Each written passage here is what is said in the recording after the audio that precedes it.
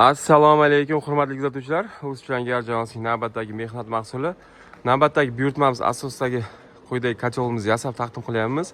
Buyurtmamiz Qashqadaryo viloyati Koson tumanidan kelib tushgan buyurtma asosida quyidagi kacholimiz yasab taqdim qilindi. Xo'p, kacholimiz haqida to'liq ma'lumot berib o'tishga harakat qilamiz quyidagi videomizda. Ushbu kacholimiz 200 kilovat quvvatga ega holatda yasab taqdim qilinmoqda. Demak, minimalniy isitish maydoni 1500 kvadrat joydan maksimalniy isitish maydoni 4500 kvadrat joygacha bo'lgan hududni qizdirish maqsadida yasab taqdim qilindi. Demak, buyurtmachimizni buyurtmalari asosida quyidagi kachol bog'chaga, xususiy bog'chaga qo'yiladi. Bog'chani isitish maydoni 2500 kvadrat metr joyni tashkil qiladi. Xo'p, ishlatilgan mahsulotlarimiz kacholimiz ikki qismdan iborat holatda yasab taqdim qilindi. Pastki uchuq xonasi 4 mm qanlikdagi rossiyskiy горячий listlardan yasab taqdim qilindi. Hamma joyda suvaylanadi. Ventilyator nadduv bilan jihozlanadi. Ikkinchi qismi, yuqori qismi teploobmenniklardan iborat 3 mm qanlikdagi rossiyskiy горячий listlardan yasab taqdim qilindi. Demak, teploobmenniklari trubчатый holatda yasab taqdim qilingan. 57 mm diametrdagi turbalar rossiyskiy бесшовно цельнотянутый demak, turbalardan yasab taqdim qilinmoqda. Xo'p, kacholimizni ichki ko'rinishi haqida ma'lumot beradigan bo'lsak, ayni ko'rinishda katta eshik qismi yasab taqdim qilingan. Quyidagi ko'rinishda 2 qavat holat bo'yicha yasab taqdim qilindi. Hamma joyda azbestli shnurlar bilan jihozlangan, tutamaslik uchun jarratboynik. Quyidagi ko'rinishda demak, issiqlik qaytarish uchun mana topkamiz ayni shaklda yasab taqdim qilingan. Demak, ko'mirxona sig'imi 0,25 kubni tashkil qiladi.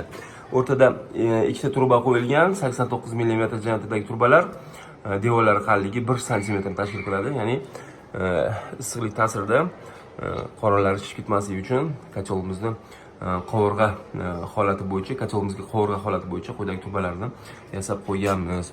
Kalasniklarimiz 10 li shvillar, qalinligini ko'ryapsiz. O'ta qalin holatda yasab taqdim qilindi.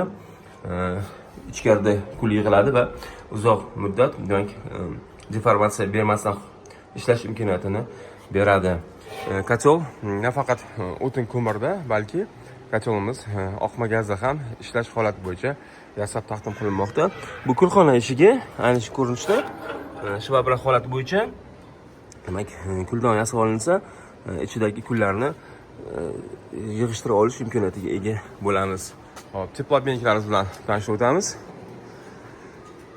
Teploobmenniklarimizni tozalash eshigi quyidagi shaklda yasab taqdim qilingan. Bu yerda ham 2 qavat holat, jarratboyniklari ayni ko'rinishda yechiladi.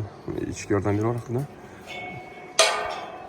Mana shu ko'rinishda yechib teploobmenniklarga dostуп ochiladi. Teploobmenniklarimizni holatga qarab mavsumda 1-2 marta tozalab olish imkoniyatiga ega bo'lamiz. Ishlatilayotgan yoqilg'i sifatiga bog'liq holatda kacholni tozalash ishlari demak mavsumda 1-2 marta amalga oshiriladi. Mana odamga nisbatan kachol gabaritini ko'rish imkoniyatiga ega bo'lasiz. Quyidagi holatda yasab taqdim qilingan. Xo'p, hurmatli kuzatuvchilar, kacholimizning ichki ko'rinishi haqida to'liq ma'lumot beradigan bo'lsak, ayni shaklda eshiklarimiz ochiladi. Topki uchun eshik, kuldan tozalaydigan joyimiz, teploobmenniklarimizni tozalash uchun maxsus quyidagi ko'rinishdagi eshigimiz yasab taqdim qilingan. Kacholimizni ichida aytib o'tgandek 57 mm diametrdagi rossiyskiy beshshovniy turbalardan teploobmenniklar qo'yilgan. Issiqlik qabul qiluvchi yuza 12 metr kvadrat joyni hosil qiladi. Ichkarida 0,25 kub ko'mirxona hosil qilingan. Qovurg'a o'rnida 89 mm diametrdagi bo'rovoy turbalardan foydalandik. Turbalarimiz qalinligi 1 cm ni tashkil qiladi. Kalasnik o'rnida shvillar, rossiyskiy shvillardan foydalandik. Ko'rib turganingizdek, bu yerda ham 8 mm qalinlik hosil qilingan. Xo'p, kacholning tanasi 4 mm qalinlikdagi listlardan yasab taqdim qilindi. Umumiy parametrlari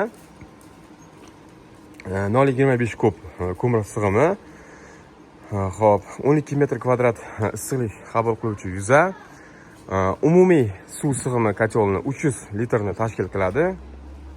Isitish maydoni minimalniy 1500 kvadratdan maksimum 4500 kvadratgacha bo'lgan hududni qizdirish quvvatiga ega.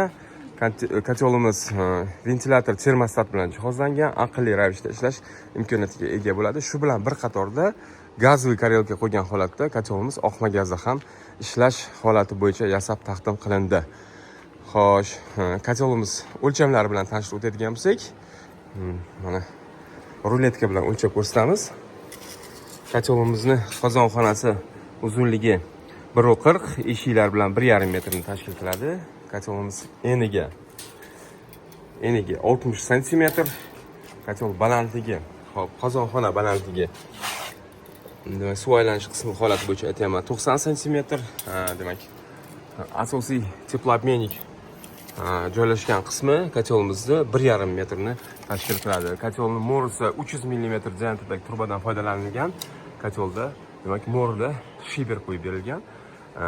Kotelni zapravka qilish holati bo'yicha, demak, foydalanish imkoniyatiga ega bo'lamiz. Hurmatli kuzatuvchilar, endi ko'rishdagi kotelimiz, eslatib o'taman, 2500 kvadrat metr joyni qizdirish holati bo'yicha xususiy bog'chaga o'rnatiladi. Buyurtma asosida yasab taqdim qilindi. Bugungi kunda ushbu kotelimizning narxi 2025-yil holati bo'yicha 50 million so'mga yasab taqdim qilindi.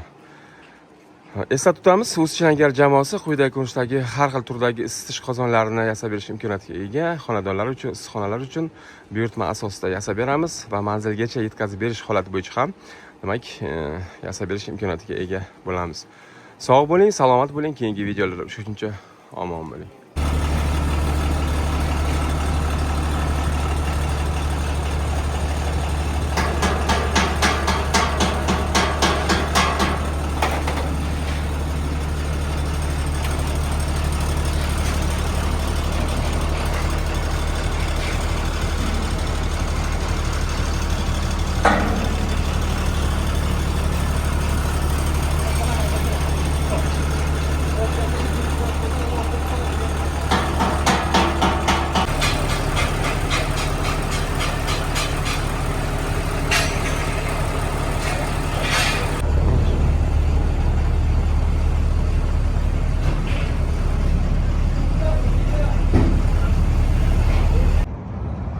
Hurmatli kuzatuvchilar, mana kotelimizni o'zini manziliga olib keldik.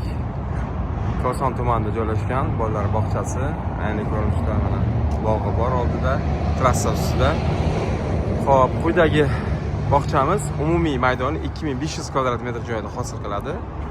Imorat ayni shaklda qurib bitkazilgan, ko'rkam, chiroyli, zamonaviy bog'cha ekan. Mana shu bog'chamizni qizdirish maqsadida, demak, bugungi kotelimizni yasab taqdim qildik.